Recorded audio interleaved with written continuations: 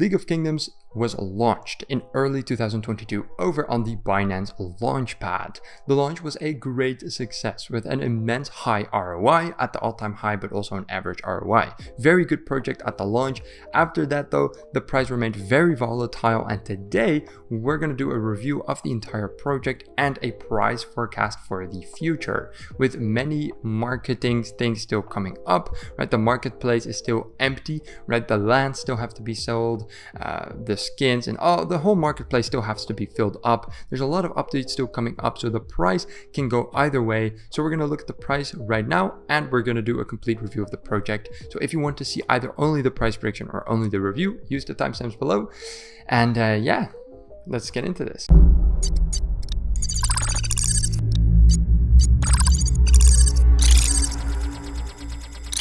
All right, everybody, thank you so much for joining me again today. I really do appreciate that.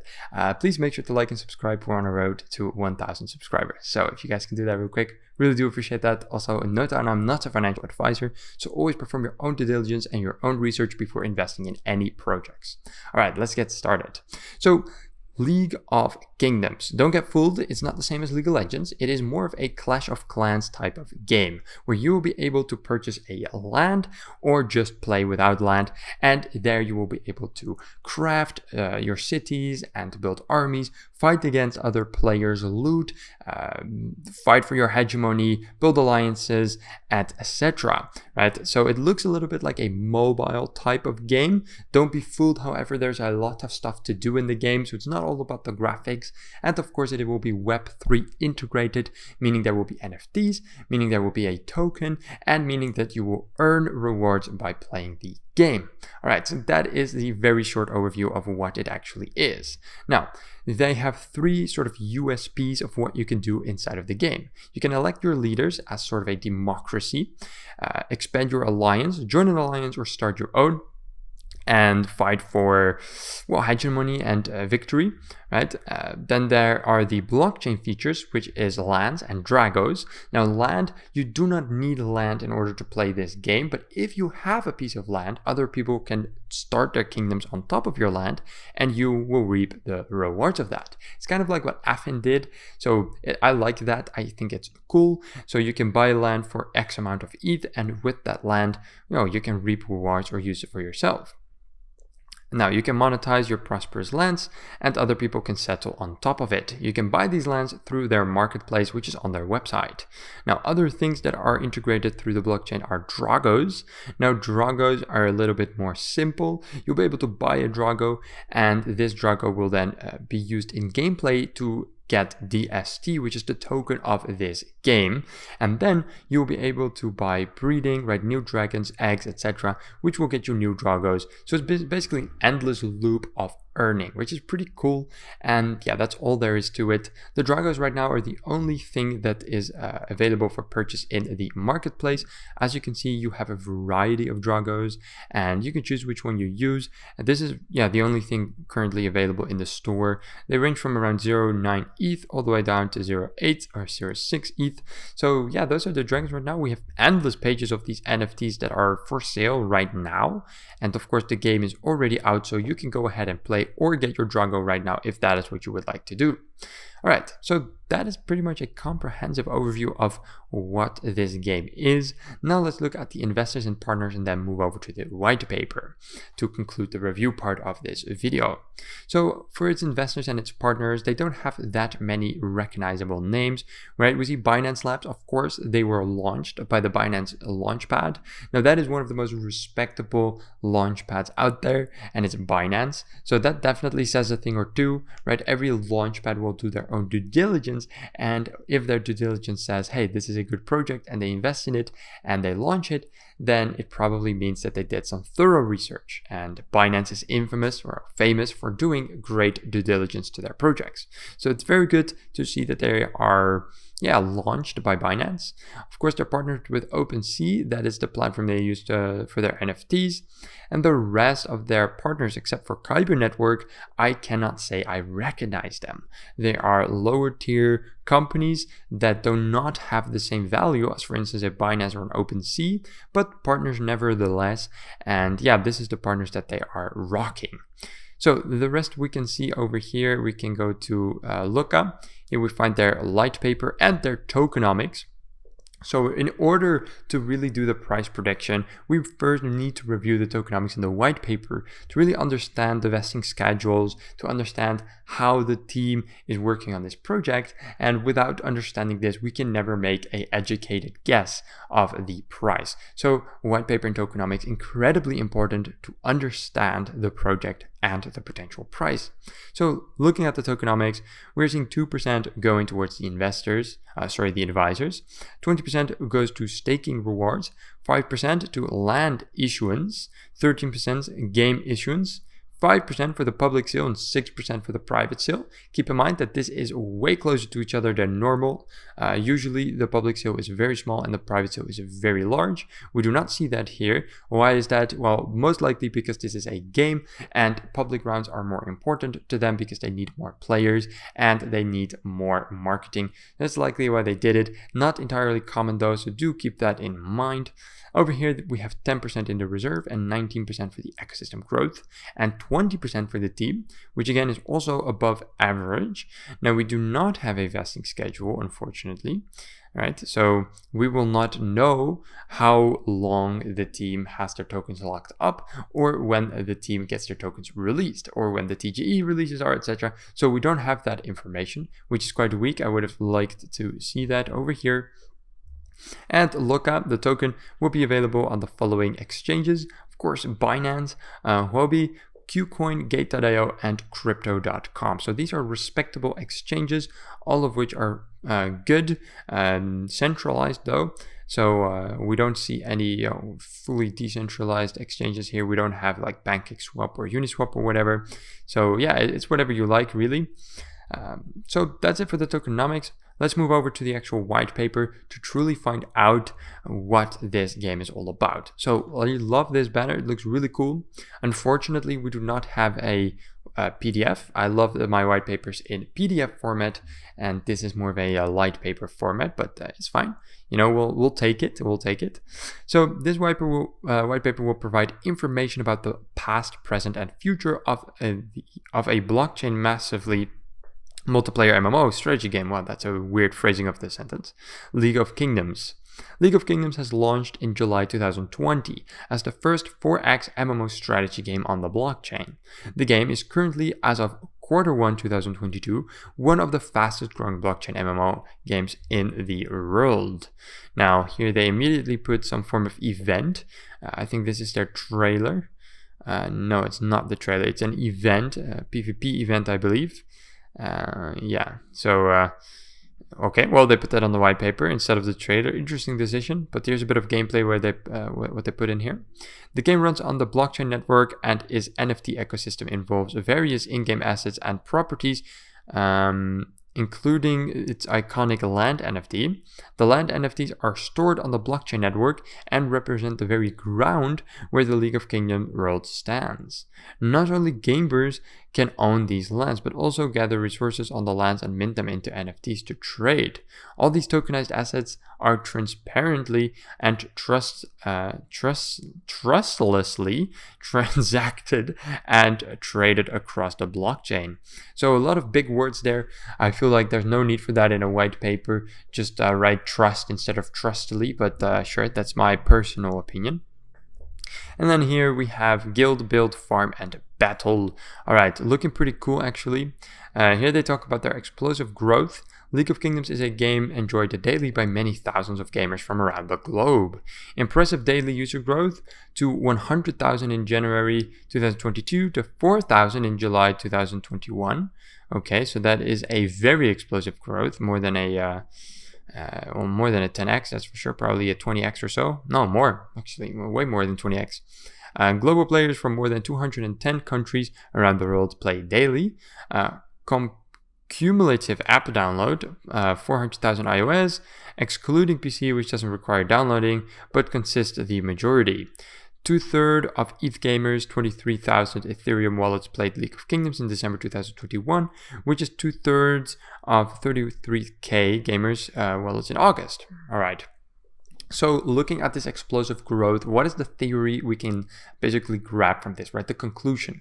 Well, the conclusion is that since its launch, it has an upward trend in terms of player base. Now, for any GameFi game, the more players it has, right, the higher the potential prices can get, right? Because the more people are wanting the tokens and the NFTs, and thus the prices will inevitably go up higher. So the player base is looking quite bullish, and the growth, especially during this bear market, very impressive growth. You can see here a graph of the trend throughout 2020 to 2022. Now here we have the stellar metrics. Now this is just a bit of market research, right? Researching the market, who's going to play the game, etc. Then we move over to the gameplay. Now, whether you're looking at this game from an investment point of view or you're looking at it from a gamer point of view, gameplay is important regardless. So really zooming in on that is important. At the current state, the most typical gameplay journey is described below.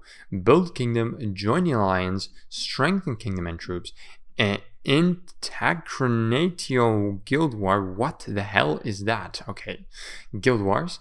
Conquer shrines, compete for the Congress, be a king, and compete for CFC championship. So Congress is basically just voting, right? Getting voted in as some form of king or a leader. And there will be championships, guild wars, etc. Let's dive into the details. League of Kingdoms is an intuitive but sophisticated, fun but tactical and dynamic but multifaceted game with extensive content modes, specifications, events, and elements to offer. The scope is too wide range to be covered in this short white paper. We don't want you to TLDR, thus the following section consists of only high-level, short and sweet summaries of what you can expect in the game. You'll find a lot more when you hop into the actual gaming world. All right, kingdom building. So you'll be able to build, research, and train. Now this is essentially like Clash of Clans, and for that matter Civilizations as well, which both in their own right are very popular and successful games. Now they just use the same elements, so they're not reinventing the wheel. They're using a sort of game vibe that is very, very popular and a genre that is doing very well. So for all of the investors that don't really play games, trust me, this is very popular and a lot of people like it. And you can see it in the metrics, right? The explosive population that this game has been getting over the past couple months. Well, people like this sort of games. So here you will have your castle, right? Your town. You'll be able to build, research, and train. So building, in League of Kingdoms, you can build various buildings inside of your kingdom. Constructing buildings requires time and resources. The higher level, the more resourceless time investment, but higher productivities it will give. So you're able to make gold mines, farms, barracks, lumber camps, and a quarry. Developing your kingdom is mostly a single player effort where they construct buildings, train troops, and gather resources in the field.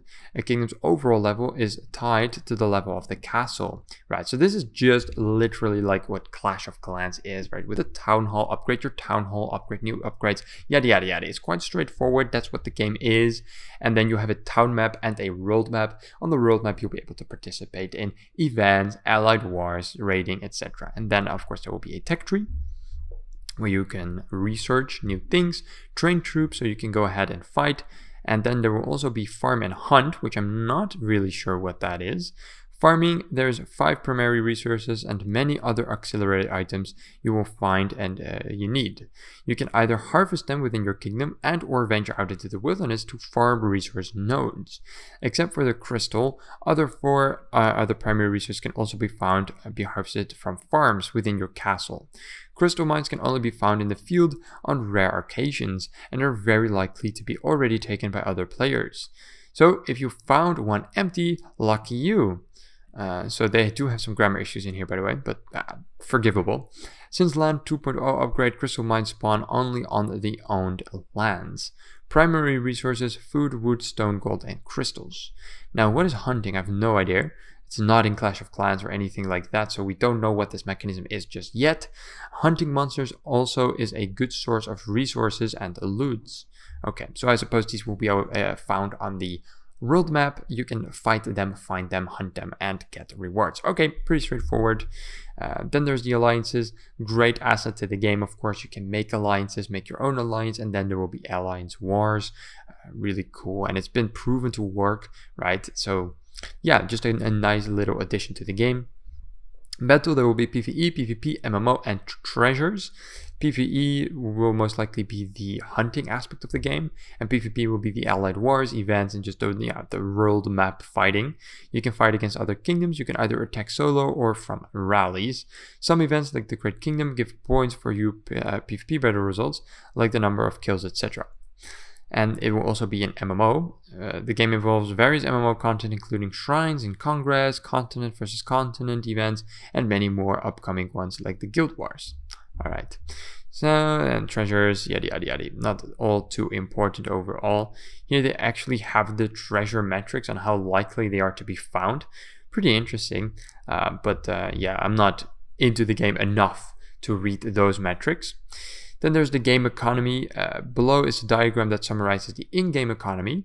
You can get rewards by cultivating your land, NFTs, and hunting and farming while your Drago NFT, hunting and farming with your Drago NFT, okay, and minting acquired resources into NFTs and selling them in the market. So this is a graph of the in-game economy.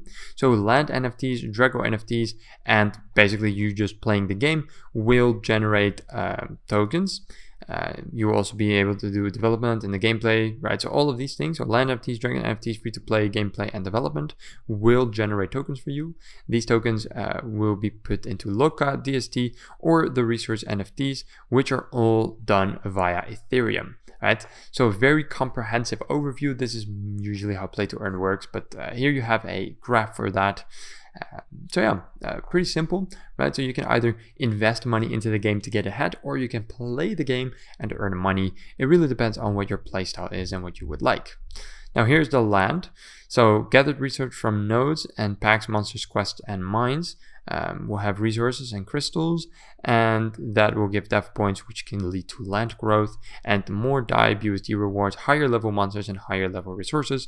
So basically you just upgrade your land to get higher level monsters, more resources, etc., etc. And you can do that with crystals and Ethereum and stuff like that, if I see that correctly. With Loka and renovate land dashboard, yeah. Okay, yeah, you can do it like that. Okay, cool. And then the Drago can just be equipped and used, and with the Drago equipped, you will be able to reap more rewards in the form of the DST token. All right, yeah, so this is the loop that they created, right? So the dragons will be used in game, which will generate DST and Loka, which you can use in the in-game shop, which you can use for Ethereum, which you can then breed and hatch, and then you get new dragons, and then it starts over. So it's a pretty interesting loop. We talked about that before as well. Future tokens, Loka, and the DST. Yeah, okay. And then they go in even more detail about the land, but the land is pretty interesting, and I want to actually divert a little bit. I'm going to talk about it later on the line in the price prediction, but I want to talk about it now as well. Because the land, we're going to go over everything with the land right now, but there has been some criticism regarding the lands because they keep getting more expensive every time people are about to have enough to upgrade it. Now, I think I have it somewhere here. I'm not entirely sure. I think it was over on CoinMarketCap. Yeah, so here it is. We have Josh McCann 3 months ago basically saying, if you read these comments, please warn as many people as possible who may be interested in purchasing lands for profit and development. It will take a lot more effort than anyone will tell you on AOK sales.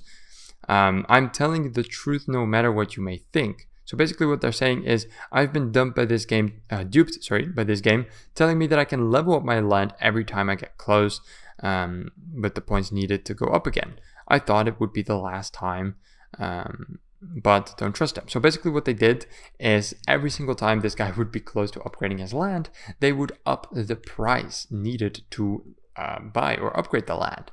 And they did that 3 times according to this investor, and they sold it to him as if you could just buy a lower piece of land, and that in time when you have enough to upgrade it, you could just upgrade it. But if they keep upping the price, then that's not possible. So he's very pissed about that, so keep that in mind. That's of course one person's opinion, but it is something to take into consideration when you want to get into these NFT lands. Now let's talk about the land utilities. Lands are ERC721 standard NFTs, and ownership of them has below utilities to the holders. Resources. A land gets 5% of all the resources that have been gathered on its properties across continents by yourself and others. This system entails that the owner will capitalize on the growth of the game's platform, because ownership of LOK lands gives holders ownership of resources, right? So the more people play the game, the more people will be on your land, and the more people that are on your land, the more 5% you will basically be taking. So it is beneficial to landholders and investors to ask other people to come play the game and to promote it, sort of. So that is in and of itself a marketing strategy, which is a pretty good one also. You also get development rewards. Owning a land will give the owner the right to receive 10% of game revenue in stable cryptocurrencies like DAI and BUSD until the April of 2022, when stable currency rewards will be replaced by the LOKA reward pool. LOKA rewards will add extended utilities to the native currency, like staking yield, voting rights, and many others. So just for owning a land and people playing on your land, you will get rewards, but just simply for owning the land, you will also get tokens. So there's a lot of utility to the land, but there's more. Unlimited potentials, fully leveraging blockchain technologies, composability and interruptibility lands will find more utility cases, perks, and new valuable propositions. Some of the proposition examples are special airdrops, whitelist rights, and community roles and perks. Now, I don't know if these are if there's an actual utility or not. I'll leave that up to you guys, but sure, I mean, the rest is certainly a utility, right? You get tokens for just basically having a land, and everybody who does anything on your lands will also give you X amount of profits. So I do like that idea. This is the last point. I feel like they just wanted a third point, right? Fully leveraging blockchain technologies, composability and interruptibility lands will find more utility cases. What is this? Some of the potential examples are special airdrops, whitelist rights, blah, blah, blah, blah, blah, right? Not really interested in this particular one. These two, pretty good. And then there's what the cool kids call the LOKA Genesis, the form of arena or whatever. So in the world of League of Kingdoms, the political and diplomatic considerations have long played as a crucial role in navigating the chaotic multi-continental world order. There were thousands of kingdoms, blah, blah, blah. This is just a bit of lore, right? I think this is lore. But apparently they have some form of arena. I don't really get this. Arena often means an oval space for competition to debates took place, blah, blah, blah, blah, blah. I don't know, man. I don't know what they mean with this. This is just a bit about their voting right and how you can become leader or king by getting voted in, yada, yada, yada. Okay. The currency LOKA. Now, this can be interesting, but they just talk about kind of the history of why they chose the names and stuff. I don't really care about that. Then here we have the LOKA utility. That's, of course, very interesting. LOKA holders will be in a unique position of jurisdictional oversight over entire continents, regardless of who owns additional title NFTs to the land and material rights. These players will potentially be able to restrict some of the activity that can occur while under their rule, impose taxes on residents, charge fees, determine the value of bounties for contests, and otherwise create a separate set of laws. Okay. Simply, LOKA represents whole gamuts of democracy rights. Okay, so owning this token will give you a bunch of utilities, and this is the sum up. Propose and vote various decisions, stake and earn yields, breed Drago NFTs, and upgrade other NFTs to be potentially made available, purchase assets from the game shop, and many other perks and benefits may be added in the future. So they have 1, 2, 3, 4 utilities. Now, staking is not a utility, so 3 in total utilities, one of which is a voting right, so keep that in mind. That's like half a utility. But yeah, I mean, those are the utilities of LOKA. And that is all for the white paper. This is the disclaimer. So yeah, I think we have a pretty good comprehensive overview of what League of Kingdoms is. So now let's take a look at the price prediction, as we now have a complete understanding of what this project is. So looking at the price right now, we can see that it is at 57 cents. Recently, it gained a pretty significant pump, going from around 50 cents all the way up to roughly 64 cents. This is not new for this token. It's a very volatile token that moves around a lot.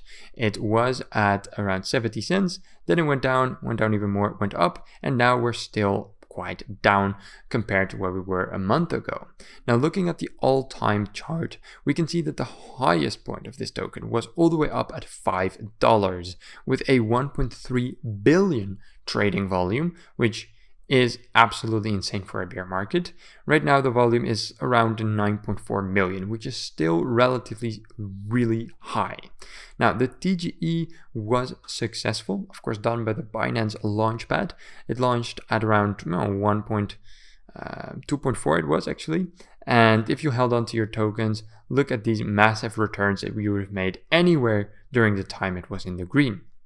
Now, after that, steep drop off, all the way down to around 90 cents, and it stayed like that for a while. Now, as for the coin market sentiment, we see a lot of bearish comments and a lot of bullish. It's around 50-50. However, I have my suspicions that a lot of this is botted. Both bullish comments and bearish comments seem to be very botted. Let's click on any of these profiles, right? And you will see that this guy is bullish on everything he's ever commented on, and that's kind of a trend. I mean, let's look at this other guy, bullish, right? So this is a bot account, right? He's just being used to vote bullish on everything, and you can see that a lot. So the coin market cap sentiment is really unreliable because also the bearish comments seem to be quite botty, except for this one, right? So yeah, a lot of bots commenting bullish, so that is something to keep into consideration. For the rest, however, we see here a market cap that has grown. It is only at 14.4 million with like the heights that this basically this project has reached, and the volume it still had. I really thought that it would be a higher market cap, but only 14.4. Fully diluted market cap is a whole lot higher though, which is at 288 million. A volume, of course, very high. It went up 135% over the last 24 hours, truly indicating that this token has a lot of potential and movement even this long after its release. I mean, if a token more than half a year after TGE can just spike up like this, spike down, and then spike up again, well, then you sure know that this token is far from dead or inactive. It is instead very, very active and very volatile. So high risk, high reward. Now, before we can make an actual price prediction, we have to look at the current holders of the token of Leagues of Kingdoms. So of course there are multiple tokens. So right now we're looking at the League of Kingdoms Arena token, which has 2.5 thousand holders and only about 19,000 transfers. So looking at the holders, what we can see, of course, these are all contractual. And then around here, the real investors start. So they own around 1 million. 1 million here. So these are the bigger whales owning about 1 million, 550k over here. Now keep in mind that's not that small of an amount because, you know, right now the token is at 57 cents. So these are quite chunky amounts, really, right? 100,000 tokens, and well, that's already about 50k, right? So yeah, some big holders of this token, and yeah. So then the real question is, right, what is going to happen with the token price? Is it going to go up? Is it going to go down? And what are the NFTs going to be doing? Well, let's stick with the token for just now.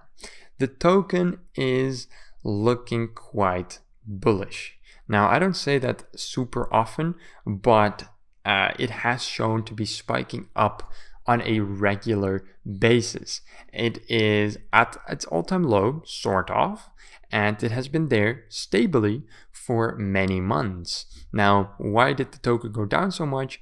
Well, partially, of course, due to market conditions. So due to market conditions, this token went down quite a lot, but now it is at a very stable point in its lifetime. Now, looking at the price predictions over on AMP Crypto, we can see that the average price for 2022 is predicted to be quite high, anywhere between $1 to $2 at its best. Now, these are very interesting price predictions, because they're predicting 2022 to be a better year for the project than 2023, only to then slowly climb up again, hitting around $15 in 2033. Now, these price predictions, how accurate are they? Well, usually they're quite accurate, but with volatile tokens like this, they tend to be very wrong most of the times. Now, do I think that they will end up $2 in 2022? Well, that really depends on the market conditions. We saw how much volume immediately came back to this token as soon as there was a pump, right? A relatively light pump in the price, 132%, right? What do you think is going to happen to this token if the market conditions increase and the token price will go up? Right? The hype is there, the community is there, the players are there, the investors are there. All that they're waiting for is this token to start moving. And I think that when it will happen, that all of this volume can translate itself into a higher price, a higher market cap, and hype that we've seen at their former all-time high. Now, again, it's quite cheap to just say, well, the token price depends on the market conditions, right? What can the project do themselves to stimulate this growth? Well, for starters, they have a roadmap. Well, kind of not really a docs roadmap, but they do have told the community what they're planning on doing. And mostly in the marketplace, right, there's no land for sale yet, no skins, and no resources yet. When these things are going to be coming out, there will be a big spike in price, because the utility of this token is yet to gain its biggest, well, let's just call it a trap card, right? It's yet to gain the power to buy lands, and the hype around this project to actually buy these lands is yet to come. When it will, we're going to see some serious price increases. Now, overall, I don't think it will go below 50 cents. It's been here stable for so long, and it has never dropped below 50 cents. It has never dropped below it.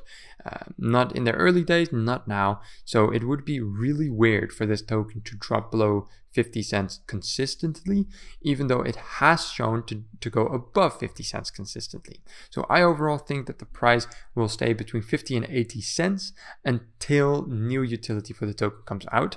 Then $1 is utterly completely possible, in my opinion.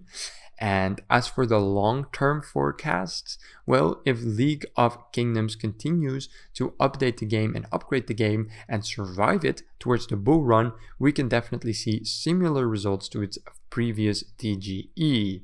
Now, if we have to believe the forecast, that will take around many years, but these forecasts don't take into account that the crypto space is so volatile and works so quickly that what they forecast to be in 2027 could easily just be in the next bull run, which for all we know can be next month.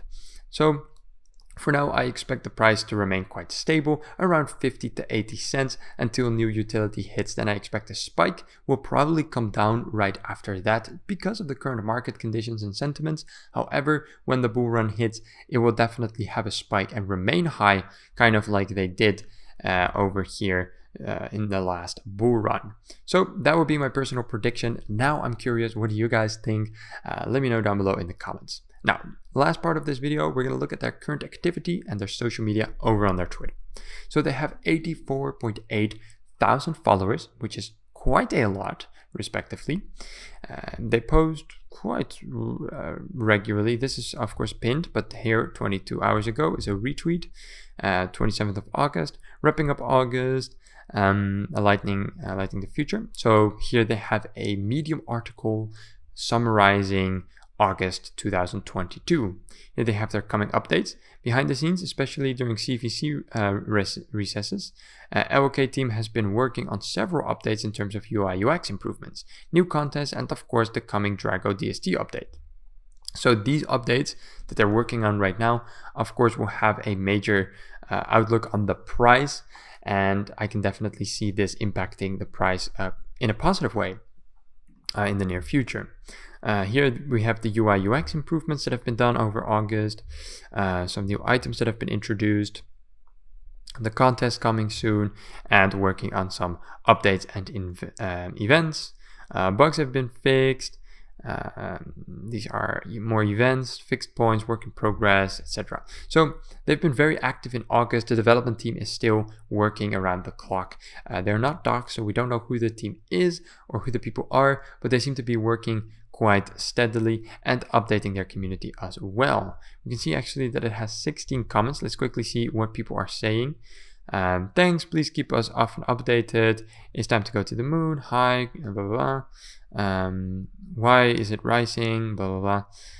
So yeah, people are overall very bullish over here on their Twitter.